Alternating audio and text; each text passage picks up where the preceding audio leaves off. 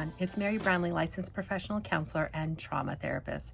Today we're going to talk about my top 10 triggers that may tell you whether or not you have some childhood trauma that's still lingering around. These are important to validate for trauma survivors because a lot of us who grow up in very dysfunctional or abusive families feel like we're the only one. We feel like that there's something inherently wrong with us. It's a very isolating, lonely experience, and there's a lot of self-blame as well.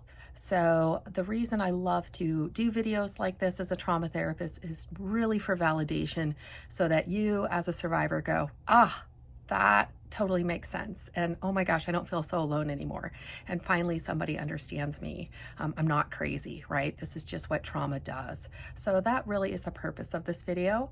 And these are the top 10 that I see most when I'm working with my clients. I've been a trauma therapist for going on 10 years now, and a lot of the same themes come up repeatedly throughout the years, because really childhood trauma survivors, we are all impacted in many of the same ways by many of the same or similar parenting behaviors from our dysfunctional families. So I hope you find this video helpful. If you do, please leave a like, subscribe, feel free to drop a comment. All of that helps me to know what you guys find helpful. So without further ado, let's get started.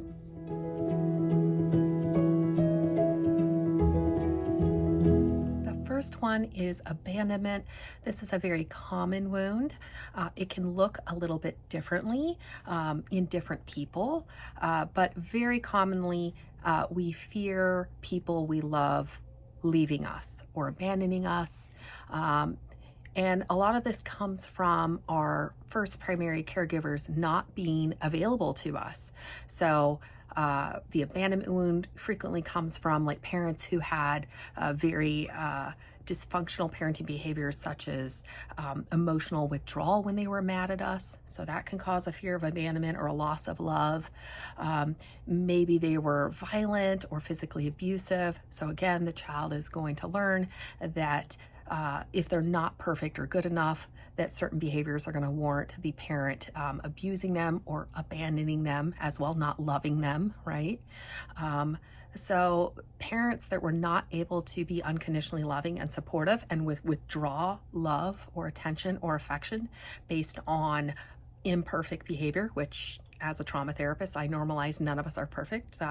Normal, healthy child development and normal, healthy expectations for children are based on good child development theories and knowledge in the research field. And a lot of abusive parents do not know this research of what is healthy parenting and what are healthy parenting strategies. So oftentimes abusive parents come across as very rigid and strict and controlling, very black and white, like all or nothing. So their kid has to be perfect, or they're not good enough, or just very little tolerance for any differences in the children. So there is a lot of rejection or abandonment going on of the child. And so this is a very common wound that we'll see in adult clients when they come in for trauma therapy, where they're so terrified of getting in adult relationships that people won't like them, or they may actually fall for somebody or really develop a solid friendship that they really love and feel close to, but then they're terrified that this person doesn't actually love them, or that this person might leave them at any time. So it can manifest as kind of more of that anxious, clingy attachment style that we see in borderline personality disorder, or it can swing all the way to the other side of being so terrified of abandonment or people we love not loving us back that we just avoid relationships. So that's like the very avoidant spectrum of just, I won't engage in any relationships because I'm secretly terrified people are going to hurt me again. So you can see it on both ends of the spectrum. But yes, this abandonment wound is a very common one that I see in childhood trauma survivors.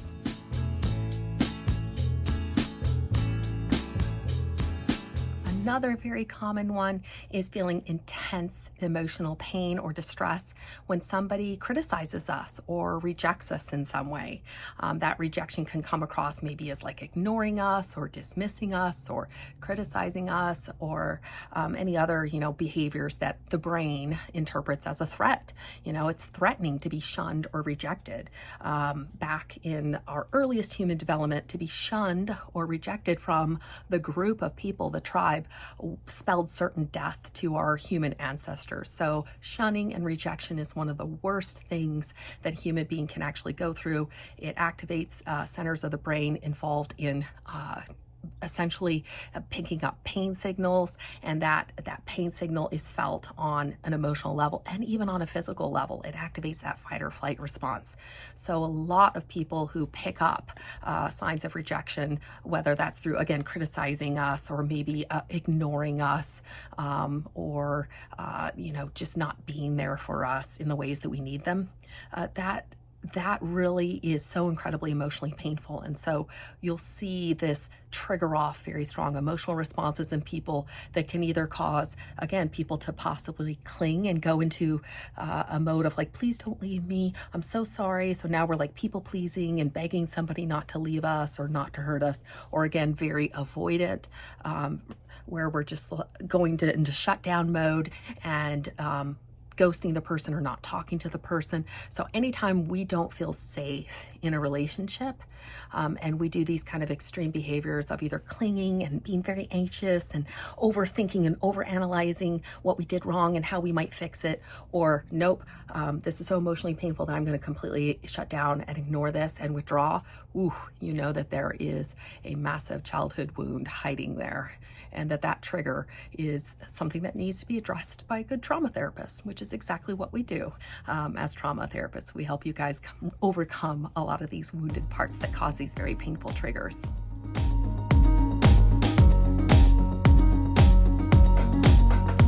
All right, this is another one I see pretty commonly. Too much noise, too much chaos, too much stress, too many obligations, for example. That is really overwhelming to trauma survivors. And the reason for this is because if you understand the nature of trauma, that it was, again, complex trauma especially, right? There are layers of distress and pain and abuse that has happened to us over many years. So it's not just a one-time incident, say like a car accident. We would call that single incident trauma. This is really multiple incident trauma. So we're talking about layers and layers in childhood trauma that happen repeatedly by abusive parents. And so what happens is our nervous system gets so activated on a regular basis from threat. It's detecting threat essentially, and it's having to activate to try to save us through fight, flight, freeze, and even that fawn response. I have other videos that go over the stress responses on my channel too, if you're interested. But yeah, if your nervous system is constantly getting activated, it's going to be exhausting, and it leads to a very low tolerance of any extra stressor, whether, again, that be too much noise or chaos or busyness in the room around you, or too many obligations at work that are piling up, or at school. It's too stressful. So our nervous system is already kind of up here all the time, and it doesn't take much for it to flood over. So yeah, if you have that trigger where if too much is going on, too much noise, too much chaos, too much stress at school or at work, and you just find yourself like, oh my God, I got to get away from this. This is too much. It is too stressful. Or maybe you're getting irritable and now you're yelling at people you love that you actually don't want to yell at. Yeah, there's a trigger there of your nervous system has been too chronically overstressed for way too long, and you're kind of above that threshold of tolerance is what we call it. So that's another common one that I see in trauma survivors.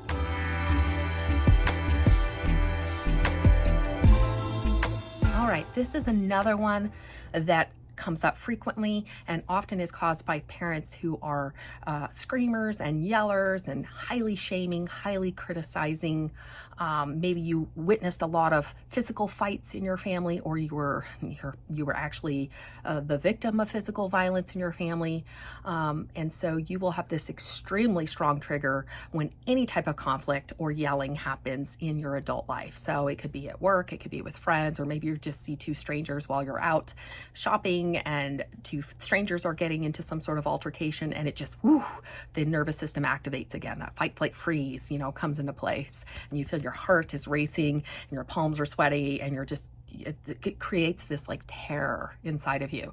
So that's when you know you have a strong childhood trauma trigger related to witnessing and being the recipient of prior physical or emotional violence as a child. So this is a very common one, and it can cause adult behaviors like people pleasing, for example.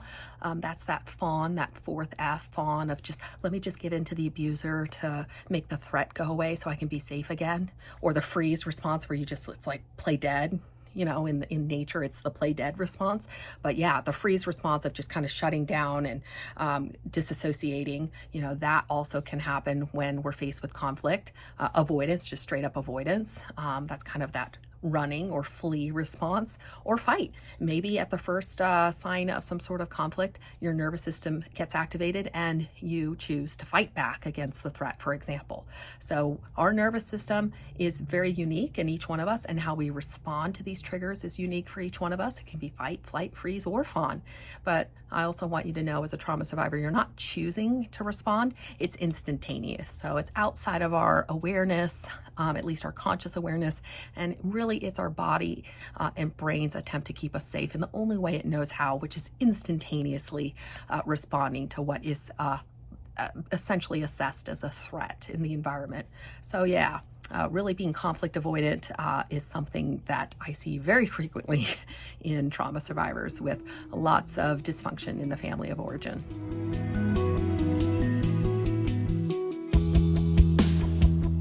Ooh, this is the next one that I definitely have seen a lot within myself, but plenty of my clients as well, is being invalidated.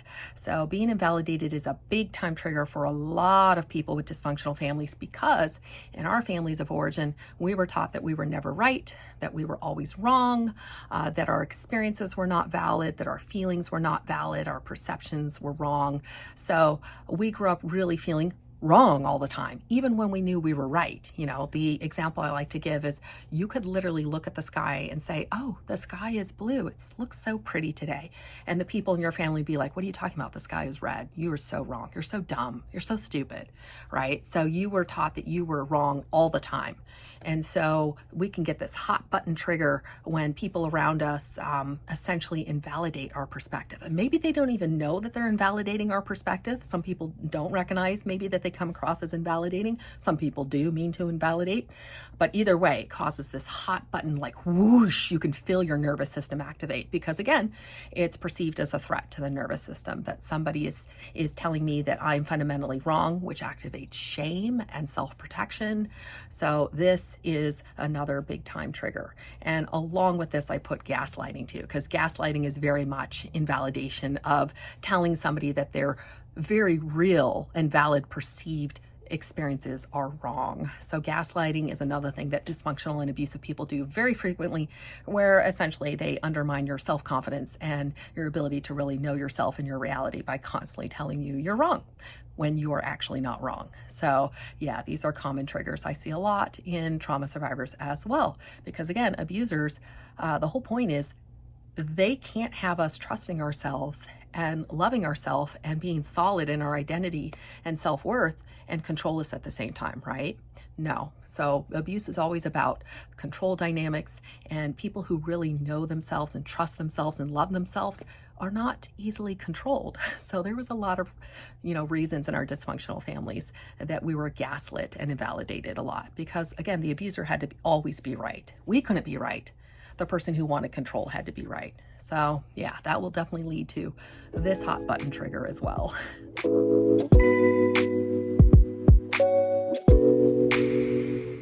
The next one, this is one of my personal favorites because I hate this one. It's a big trigger for me. If you haven't picked up on it, yes, I had a very dysfunctional family. So a lot of this is also from personal experience.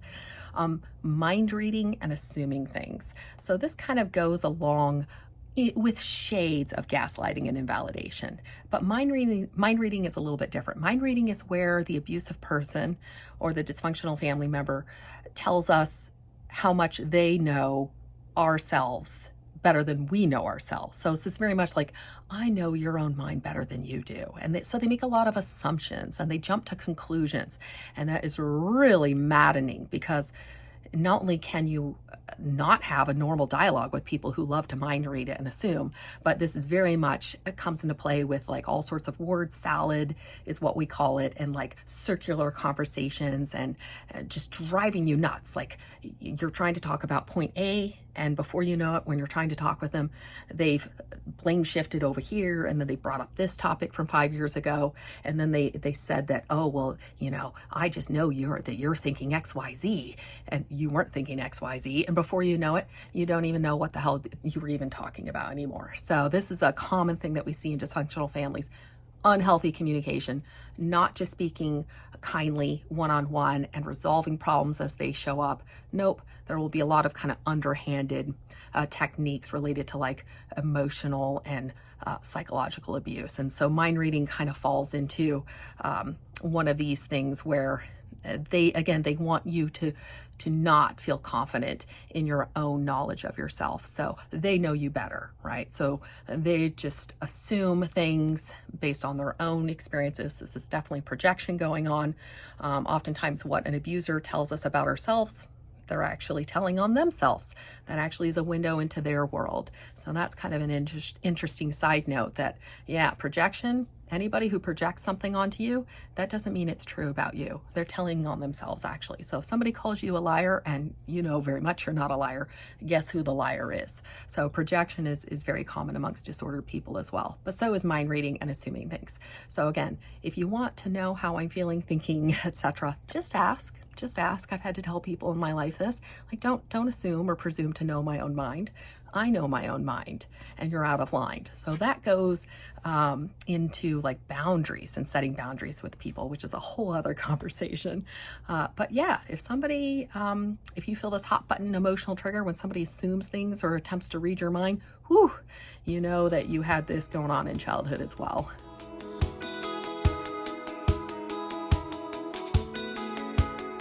All right, being ignored. So this is very similar to abandonment, but a little bit different as well. So that's why I threw this one in here. Being ignored. So like, for example, say you text somebody you really care about and they don't get back to you, and not in a timely manner. We're not talking about like 5 minutes. We're talking about maybe it's days and you still haven't heard back. And you're like, what the hell? Like, I'm trying to plan this party. Family member is not getting back to me. This is so rude and disrespectful. And I'm really angry and hurt at this point. Yeah, then you know you got, not only is that a normal reaction to being disrespected, quite frankly, but being ignored in general is a very painful trigger to a lot of trauma survivors. Because again, in our childhoods, our emotional needs were ignored. Our social needs were ignored. Oftentimes our physical needs were ignored. We were just meant to essentially childhood emotional neglect, where it's the wound of invisibility, where you went around as a child never feeling really loved and seen for who you were. So this is the wound of being ignored. Essentially, it's almost like you're not a person and you don't exist. So that's why when certain people ignore us as an adult, ooh, that's painful, because it's hitting at that earliest wound of feeling like you're not good enough and that you're not lovable and that you essentially should not even be on this planet because the person you love the most, mom and dad, treat you like you don't exist and that you're not important. So, so yeah, being ignored is another one I commonly see and very much rooted in childhood emotional neglect as well. Hopefully that makes sense.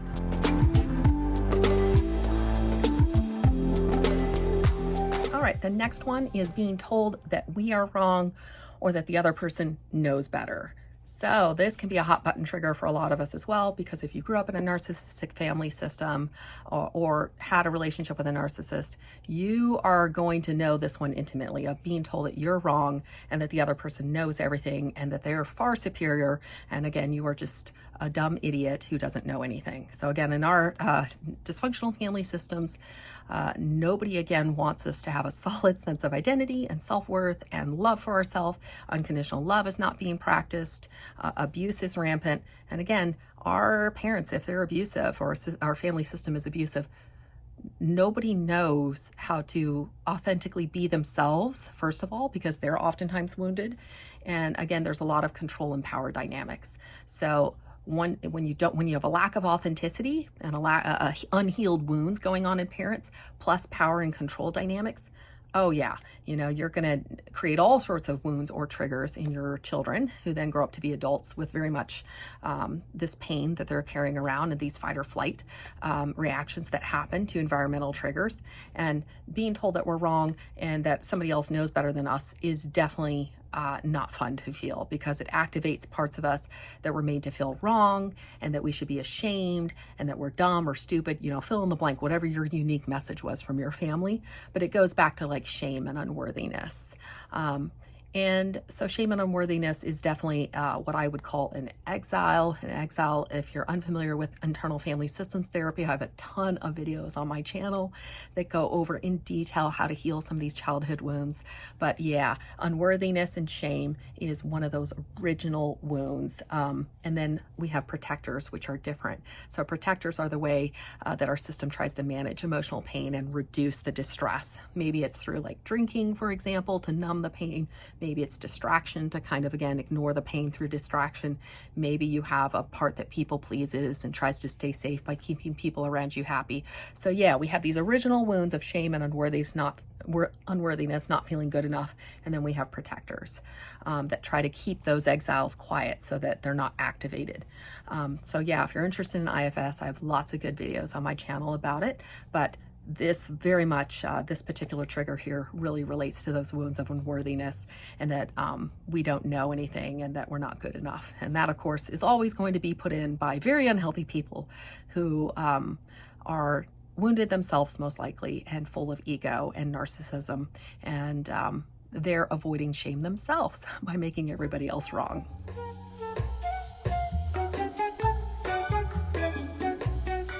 Next one is liars. So again, if you grew up in a very dysfunctional family, you likely had a very long-standing pattern of individuals lying and hiding information and secret keeping. Oh, the secret keeping in our families of origin, right? Put on a pretty face. Don't let the neighbors know what's really going on.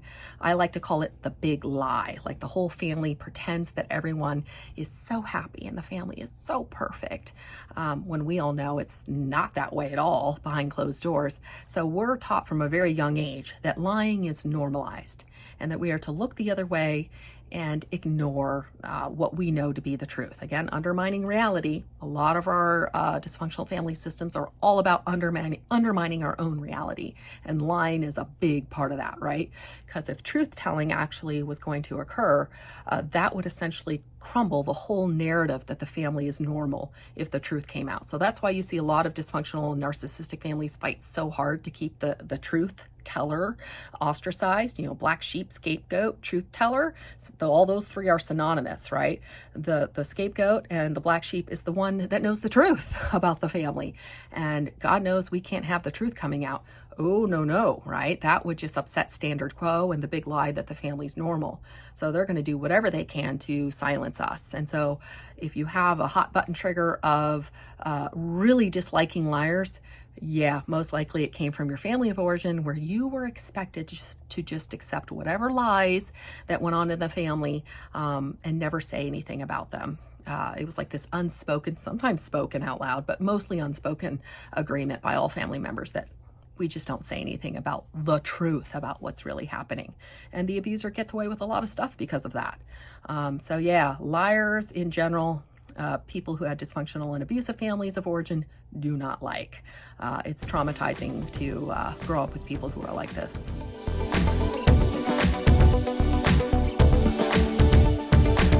All right, and the last one is people who are not genuine or easy to read. This is a really important one. As a trauma survivor myself, authenticity has come to mean safety to me. So that's how I frame it to all of my clients, that when we encounter a person who's truly genuine and authentic, our nervous system feels safety for the first time. And there's a reason for that, because in our families of origin, nobody was their authentic self. Authenticity. So IFS teaches what authentic self is. We call that the 8 C's of self. got lots of great videos on self as well, versus the parts. Authentic self, you know, has qualities related to like compassion and openness and gentleness and humor and kindness and curiosity and playfulness.